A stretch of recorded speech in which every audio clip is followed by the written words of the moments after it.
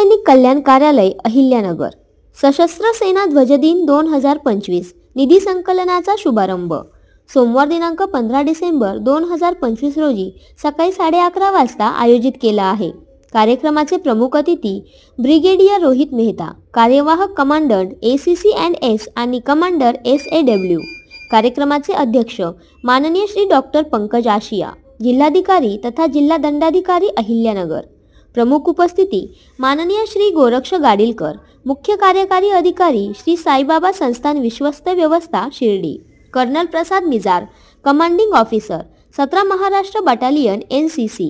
माननीय श्री आनंद भंडारी, मुख्य कार्यकारी अधिकारी जिल्हा परिषद अहिल्यानगर। माननीय श्री सोमनाथ घारगे, जिल्हा पोलीस अधीक्षक अहिल्यानगर। माननीय श्री यशवंत डांगे, आयुक्त मनपा अहिल्यानगर।